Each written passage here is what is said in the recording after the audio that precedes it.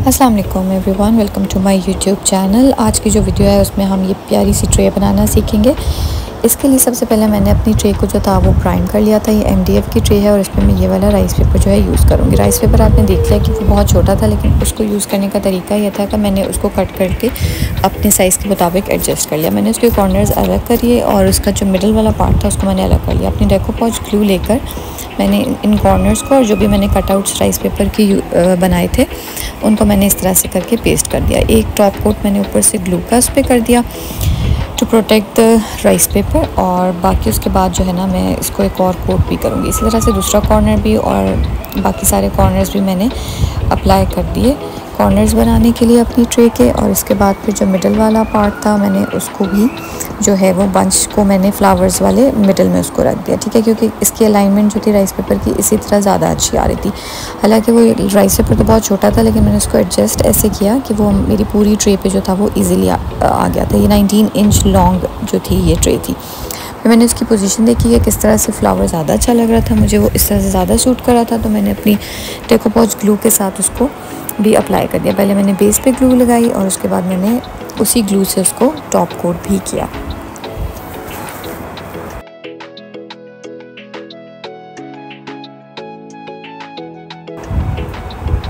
इसको अच्छे से मैंने जो है ग्लू के साथ दोबारा से सील भी कर दिया था।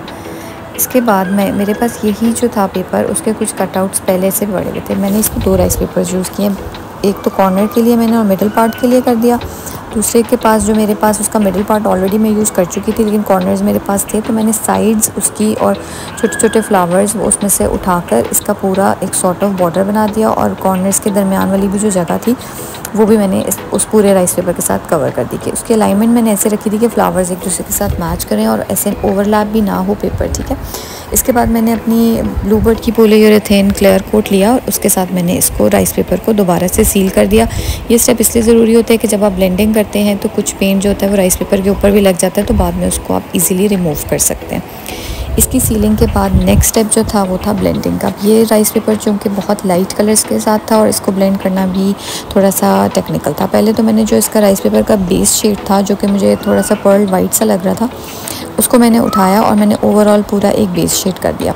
इसके बाद इस पेपर के ऊपर जो है बहुत छोटे छोटे से जो है ना डिफरेंट कलर्स के मोटिव से या प्रिंट सा था, उनको सिमिलर करने के लिए मैंने अगले स्टेप में क्या किया कि मैंने वो वाला shade same to same similar करके जो है उसकी एप्लीकेशन भी कर दी और बाद में उसको ब्लेंड कर दिया।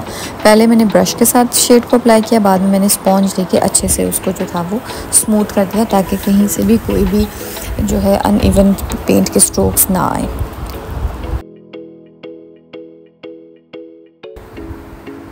यहाँ पे मैंने छोटे छोटे जो है वो डैबिंग कर दी उसी पेंट के साथ जो कि प्रिंट इसके राइस पेपर के बेस के ऊपर थे, उनको सिमिलरली मैंने अप्लाई किया और फिर अपने जो बेस शेड पहले जो मैंने लिया था उसके साथ मैंने उसकी ब्लेंडिंग और मर्जिंग शुरू कर दी ताकि वो एक सिमिलर सा लुक आए। जो हमारे राइस पेपर के बेस के ऊपर जो लुक था मैंने वही सिमिलर लुक जो है यहाँ पे क्रिएट करने की कोशिश की। इससे ये हुआ कि मेरा पेपर और बेस जो थी वो बहुत अच्छे से ब्लेंड हो गई। ऐसा नहीं लग रहा था कि मैंने कुछ अलग से पेपर के कटआउट्स जो हैं इस पे ट्रे पे यूज़ किए हैं, ठीक है।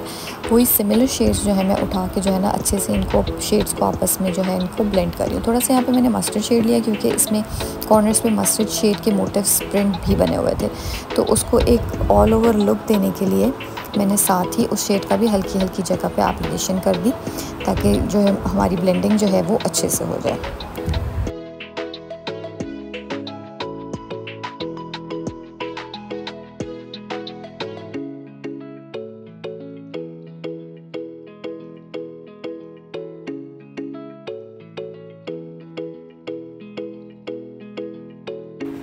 जितना शेड जो था वो पेपर के ऊपर प्रिंट के साथ जा सकता था मैंने उसको उसी तरह से मैच करने की कोशिश की और जो सिर्फ फ्लोरल प्रिंट था उसी को मैंने विजिबल किया। यहाँ पे मैंने थोड़ा सा मस्टर्ड शेड और भी बॉर्डर्स पे अप्लाई किया ताकि वो एक नीट सी लुक लगे। और देखते ही देखते आपके सामने है कि जो हमारा राइस पेपर के कटआउट्स हैं वो कितने अच्छे तरीके से जो है ना वो ब्लेंड हो गए हैं। एक total overall hand painted see look आना शुरू हो गई थी। यहाँ पे मैंने इसको स्टॉप कर दिया। अगला जो मेरा स्टेप था उसमें मैंने क्या किया कि जैसे मैंने बताया कि राइस पेपर की बेस के ऊपर छोटे छोटे से मोटिव्स के प्रिंट्स भी बने हुए थे। तो उनके साथ सिमिलर लुक देने के लिए मैंने एक सिमिलर सा अपना स्टेंसिल लिया, उसमें से कुछ एरियाज़ पे मैंने सेम शेड्स की हल्की सी स्टेंसिलिंग कर दी जो कि मेरे राइस पेपर की बेस के ऊपर थे। तो वो एक ओवरऑल पैटर्न क्रिएट हो गया। मैंने पूरा स्टेंसिल नहीं अप्लाई किया, मैंने उसके कुछ पार्ट्स जो थे जो मेरे राइस पेपर के साथ सिमिलर थे, सिर्फ उन्हीं की एक लुक सी दी है, एक पैटर्न सा दिया है। और बहुत मैंने जो है ना हार्ड और फास्ट किस्म की जो है वो स्टेंसिलिंग नहीं की, मैंने हल्का सा बस उसका एक पैटर्न सा दिखाने की कोशिश की है यहाँ पे।